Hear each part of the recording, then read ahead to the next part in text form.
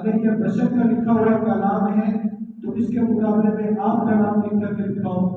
تو انہوں نے سب تو کوشش کی، اس سے کلام نہ لکھا جا سکا.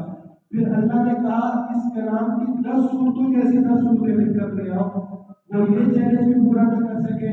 پھر اللہ تعالیٰ نے فرمایا فَأْتُوا بِسُورَةٍ اس جیسی ایک چھوٹی صورت لکھ کر لے آؤ. جب اس بات کو لکھ کر صحابہ کرام نے کعبہ شریف کی دیوار پر لگایا تو چونکہ عرب کے جو شاعر تھے بہت مشہور تھے اور بہت ذہین بھی ہوتے تھے، وہ کی قصیدے صرف سن کر یاد کر لیتے تھے. وہ اپنے شعراء کو بلاتے تھے، کئی دن چلتا رہا، شعراء آتے تھے، اس چیلنج کو پڑھتے تھے، وہ توجہ کے ساتھ بھی وہ اس پر کامیاب نہ ہو سکے. ایک ان کا شاعر تھا اور بہت بڑا شاعر تھا، ہر مقابلے کو اول پوزیشن پہ آتا تھا. وہ آیا، اس نے پڑھنا شروع کیا اِنَّا أَعْطَيْنَاكَ الْكَوْثَرَ فَصَلِّ لِرَبِّكَ وَانْحَرْ إِنَّ شَانِئَكَ هُوَ الْأَبْتَرُ. پڑھتا چلا گیا. کچھ دیر کے بعد کہنے لگا مکہ کے لوگوں میں اس سے آگے بھی کچھ کہنا چاہتا ہوں. مکہ والوں نے کہا بھائی بتاؤ کیا کہنا چاہتے ہو؟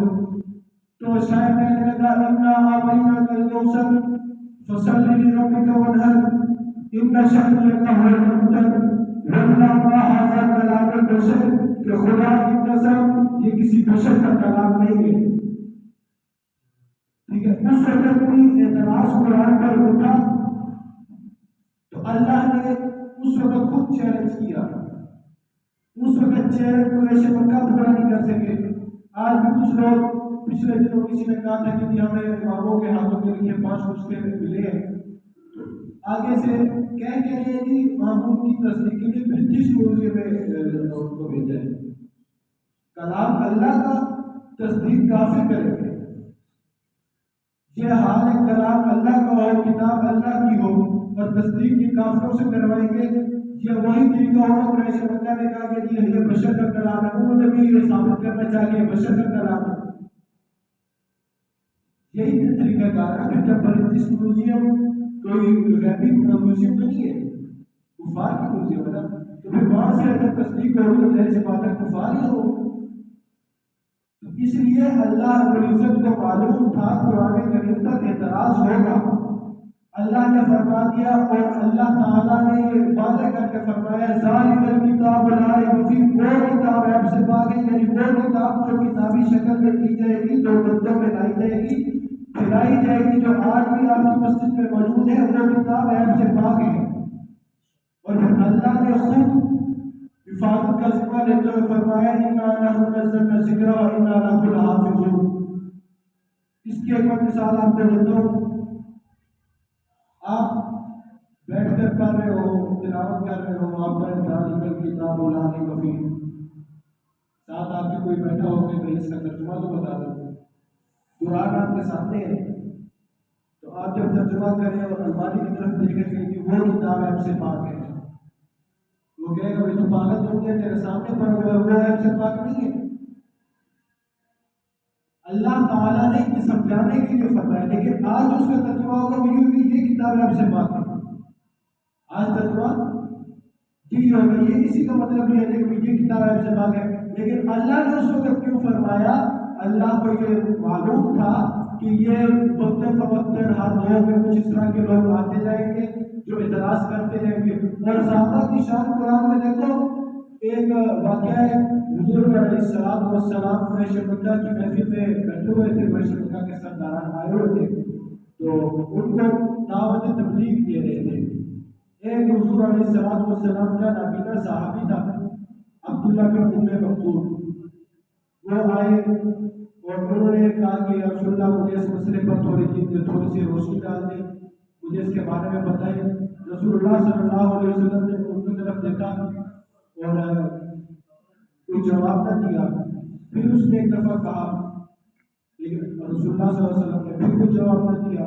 پھر تیسری بار اس نے دوبارہ کہا یا رسول اللہ مجھے اس مسئلے پر تھوڑی سی روشنی ڈال دیں. رسول اللہ صلی اللہ علیہ وسلم نے پھر کوئی بات نہ کی. اتنی سی بات تھی کہ رسول اللہ صلی اللہ علیہ وسلم کو وحی آ گئی. جبرائیل علیہ السلام تشریف لے اور عبس و تولیٰ اسی کی شان میں ہے. عبس و تولیٰ ان جاءہ الأعمى اس میں اللہ تعالیٰ فرماتے ہیں کیا آپ کو علم ہے کہ جو جن کو آپ تکلیف دے رہے ہیں یا اپنی قوم اور دولت کی وجہ سے مغرور ہو کر آ کر یہ آپ کی بات کو نہ سنا کر رہے ہیں کہ سمجھ نہیں رہے، اور جو اہل علم ہے، اہل یعنی اسلام میں اس مسلمان ہے، ایک صحابی ہے، اس کو بھی مسئلہ درپیش ہے، وہ آپ کے پاس ہے، آپ ان کو توجہ دیں، آپ ان کے دلوں کے بھید نہیں جانتے، اسی لیے صحابہ کرام کی شان ہے، اور شان صحابہ کرام کی قرآن میں ہے۔